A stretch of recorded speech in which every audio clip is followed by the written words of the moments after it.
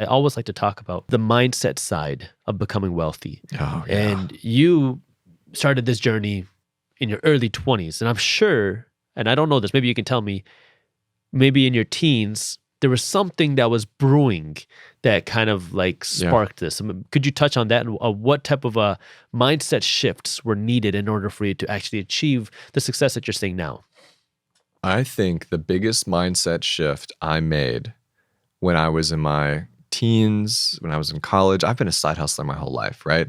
I had a t-shirt business in high school. I was doing some t-shirt stuff in college. I was cleaning car headlights. I was making websites. Dude, I was doing everything and I loved it, right? The mindset shift I made, and it really, really, really helped me build my business today, is that it is not a zero-sum game. Me making money from someone somewhere in the world does not mean that you can't also make money from the same person. And the moment I realized that the world is not a zero-sum game, we can all work together, we can all learn from each other and build upon each other's success to be better, that's when everything just started getting better. And so I think for people listening right now who might be a small business owner, a solopreneur like myself, is it's okay to, get a little jealous so that people are doing well. It's okay to do that, but you have to realize that they're not taking your customers. They're not doing, they are doing their own thing. Maybe you might consider someone a competitor, but that kind of comes back to what, Jeff Bezos, his whole thing with Amazon is like, we relentlessly focus on the customer. Sure. We don't care at all about our competitors.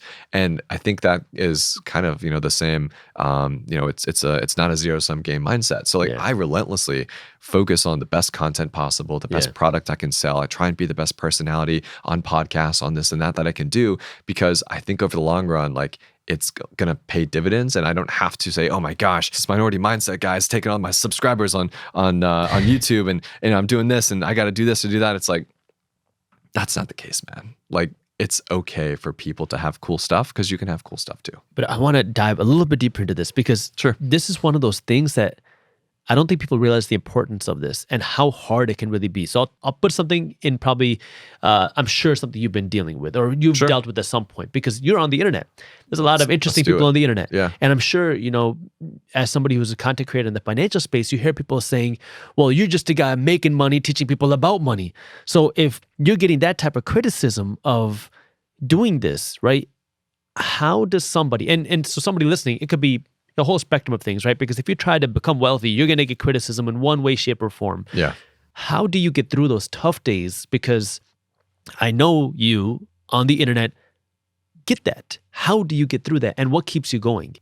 It's a good question. And one, I agree that there are people on the internet that are making money who have, who are selling a product or service. I call them the fake gurus, who are selling a product, a service, or something here, a masterclass, who've never actually had a business or done anything themselves, but they've somehow figured out how to trick people to do that. I don't like that. And that's definitely not what I try to be. I do have my ways that I make money as a content creator, but I also make money doing a lot of consulting, a lot of marketing, a lot of, strategy work with other companies who are our customers, right? That have nothing to do with me being a creator. And that is the bulk of my business. So, but when I get that criticism, and what keeps me going is, again, back to the mission. I want to make and introduce as many people as possible into the investor class. I think that's going to be the only way that we can meaningfully shrink the wealth gap in the United States, is to get as many people in their 20s, 30s, 40s, 50s, 60s to not just be consumers, but also owners, right? They don't just drink the Starbucks, they own stock in Starbucks. They don't just eat McDonald's, they own stock in McDonald's. They don't just shop at Costco, they own stock in Costco. Because once you make the mindset shift of, I'm not just a consumer, but I'm also an owner in the company, you then make the mindset shift of, wait a second, maybe I can start my own company. How did these people do it? How do I own equity in businesses? Because, we all see the, what's Elon worth now? $250, $300 billion.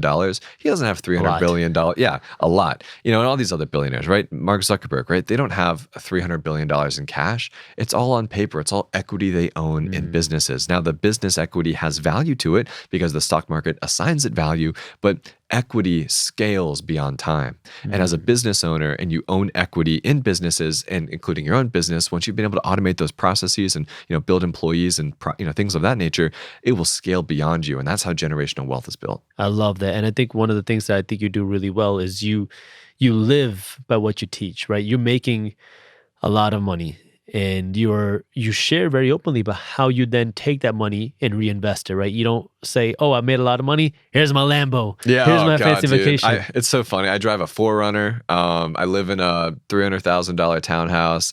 My cool watch is a $200 Tissot my girlfriend got me for our anniversary, right? I will say though, I do like pants. I'm a weird pants guy. I like my Peter Millars. I get them hemmed. How much and are stuff. those pants? These are probably like $100, $120 pants. No, I get it. But I'm a pants guy. I like it. That's where I splurge a little bit. But it's okay to splurge when you're making money as long as you can afford it, right? Yeah, it's no Lambos in sight over here. If you enjoyed this short clip from my longer videos, here's another clip that I think you'll love. And while you're at it, if you're interested in learning more about how to start generating passive income, our team put together an amazing guide on how to start generating passive income for free. All you got to do is click that button right over there. Thank you for watching, and as always, keep hustling.